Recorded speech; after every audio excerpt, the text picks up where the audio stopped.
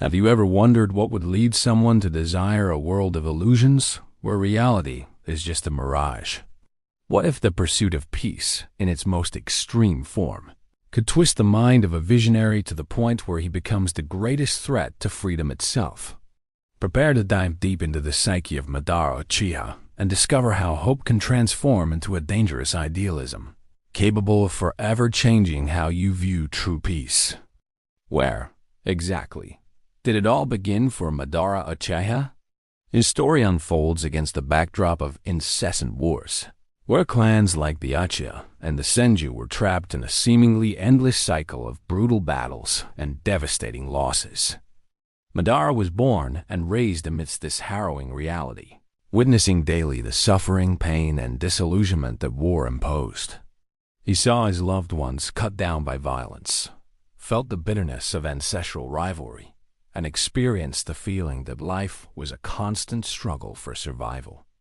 It was this profound immersion in brutality that ignited within MADARA a powerful and inextinguishable flame, the quest for a world where peace would be eternal, but not a fleeting peace or a fragile truce. He craved something unshakable, a permanent state of harmony. In this environment of constant tension, MADARA found a glimmer of hope in Hashirama Senju, his future rival. Both, despite belonging to opposing clans, shared a grand dream: to build a village, a community where children would no longer have to be sent to battlefields, where the next generation could grow up in safety. This exacerbated idealism, born directly from the trauma of war and deprivation, was the very foundation of his psyche. He firmly believed that through unity and unquestionable strength, a new and glorious tomorrow was not only possible, but inevitable. MADARA's psyche from a young age was shaped by a deep aversion to conflict and an almost messianic belief in the ability to create a utopia. The first psychological trait we can observe is therefore this almost utopian idealism, a deep-seated conviction in the possibility of a perfect world, forged by pain and the yearning for an end to suffering. But there was something in his path that no one could foresee, a seed of disillusionment that would begin to sprout. The founding of Konohagakure, the Hidden Leaf Village, was the culmination of MADARA and Hashirama's collaboration, a testament to their shared dream of peace. It seemed that, finally, MADARA's idealism was becoming a tangible reality. However, the moment of rupture and estrangement wasn't long in coming, and it was a devastating blow to MADARA's already complex mind. The ascension of Hashirama as the first Hokage, a decision MADARA interpreted not only as a marginalization of his clan, the Uchiha, but also as a betrayal of his own ideals of joint and equitable leadership, served as the primary trigger for his transformation. MADARA came to believe that Hashirama's leadership, though well-intentioned, would not be enough to guarantee the lasting and absolute peace he so desperately desired. He saw this choice as a return to the old patterns of power and distrust that had marked the eras of war. He began to feel profoundly betrayed, not necessarily by Hashirama as an individual, but by the system that was forming, a system that seemed to reproduce the same patterns of distrust, inequality, and, in his view, the subtle exclusion of his clan. This perception of injustice and a compromised ideal unleashed an intense and agonizing internal conflict. MADARA, who was once a pillar of hope and an architect of the new era, began to question everything he had believed in and fought for. He felt isolated, marginalized, and his ideals of absolute peace seemed unattainable by conventional methods, which he now viewed as flawed and limited. Psychology would explain this transformation as a process of progressive disillusionment and secondary trauma, where the shattering of expectations and the perception of profound betrayal, whether by people or by systems, can lead to a radical and darker reinterpretation of reality. The environment of war and the relentless pursuit of power, which had already forged him, now led him to see, within the very system he helped build, the same seeds of discord and suffering he had sworn to eradicate. And it was there, In this whirlwind of emotions and distorted perceptions, that everything began to crumble in his mind. Madara's mind, once driven by noble idealism, began to mold itself in a new and perilous direction. The seed of disillusionment had germinated, now bearing the fruits of a grim conviction. He firmly believed that UCHIHA's superficial peace was merely a temporary palliative, an ephemeral truce in an inevitable cycle of conflict and suffering. His words, his actions, and his decisions began to reveal a new and disturbing way of thinking. The only way to achieve true, unquestionable, and lasting peace would be through the eradication of the very notion of individuality and free will, which, for him, were the primary roots of all suffering and discord in the world. Driven by this new and distorted belief, Madara delved headfirst into ancient clan legends, forbidden scriptures, and the secrets of the Sage of Six Paths. He sought a definitive solution, a method that could transcend the inherent flaws in human nature and social systems. It was then that he concluded that the infinite Tsukuyomi, a powerful global-scale illusion, was the only path to universal salvation. This was his peace, an absolute and comprehensive control, a forced utopia where all human beings would live in a perfect, shared dream, free from the pains and choices of reality. This mindset can be compared, in psychological terms, to dysfunctional perfectionism, where the obsessive pursuit of an ideal and flawless outcome leads to the adoption of extreme, authoritarian, and often deeply harmful methods. Madara's obsession with peace became so overwhelming and totalizing that he came to believe, without wavering, that the greater good of eternal imposed peace absolutely justified any sacrifice, any violation of individual freedom. His mind no longer saw the difference between protecting and controlling, between guiding and dominating. For him, they were synonymous with the ultimate goal.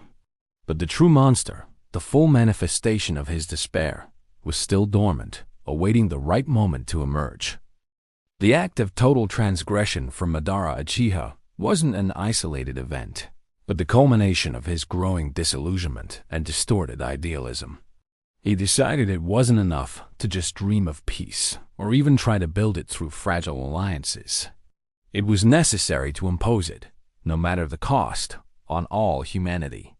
His worldview shifted radically and irreversibly. He no longer saw individuals as beings capable of achieving peace on their own, through choices or coexistence, but rather as elements inherent to chaos, destruction, and mutual suffering. For Madara, human nature, with its passions and conflicts, was the great obstacle. His ethics and morality were completely redefined by this new and grim perspective. For Madara, the ultimate goal, a world without pain, without loss, without wrong choices, absolutely justified all means, including the annihilation of individual will and the creation of an artificial, illusory reality. He convinced himself that this was the only way to save humanity from itself. He rationalized his actions with a disturbing, yet internally coherent logic. If people suffer because of their choices, their selfish desires, and the conflict inherent in their own nature, then the only radical and definitive solution is to eliminate the very need for choice. Madara saw himself as a savior, a tragic and heroic figure willing to bear the burden of an unpopular, perhaps even terrible, decision in the eyes of others, but which, in his mind, would be for the supreme good of all existence. This plunges us into a deep moral and philosophical dilemma. What if he was right in his premise that human nature is inherently flawed, and that suffering is an inevitable destiny without an external, totalitarian intervention? What price are we, as individuals and as a society, willing to pay for peace if it demands the surrender of freedom, the capacity for choice, and reality itself? This uncomfortable and disturbing question is the legacy of Madara's turning point, and it makes us question the limits of our own ideals. Delving deeper into the psychological analysis of Madara's mind, his behavior can be understood as an extreme manifestation of pathological idealism. He developed an absolutely unshakable conviction that his vision, and only his vision, represented the only viable and definitive solution to humanity's suffering. This type of fixation often arises in individuals who have experienced great and repeated traumas, and who, in a desperate search for control, security, and meaning, end up developing rigid, inflexible, and often megalomaniacal belief systems. We can draw parallels with the psychological concept of confirmation bias, where Madara's mind, after his initial disillusionment, began to selectively seek out and interpret only the information and experiences that corroborated his infinite Tsukuyomi theory. He actively ignored any counter-evidence, any nuance that might challenge his premise. He saw the history of wars, the repeated failures of political alliances, and the competitive and selfish nature of clans as irrefutable proof that humanity was fundamentally incapable of governing itself in lasting peace. For him, all historical and contemporary examples validated his need for total intervention. Madara's journey resembles other fictional characters and even historical figures who, driven by a fervent and often genuine desire to improve the world or save humanity, ended up adopting authoritarian, suppressive, and ultimately destructive methods. They believed that the end justified the means and that imposed order was superior to chaotic freedom. Madara's mind was not driven by madness in the traditional sense. It was, instead, the result of a cold and precise calculation founded on a logic distorted by accumulated pain, an obsession with an unattainable ideal of peace, and a profound despair regarding humanity's intrinsic capacity for harmonious coexistence. His destruction was, for him, the only way to build. What, in fact, remains after Madara's colossal attempt to impose his universal peace through the infinite Tsukuyomi. The most immediate and paradoxical legacy of the chaos he unleashed was the unprecedented union of the ninja nations.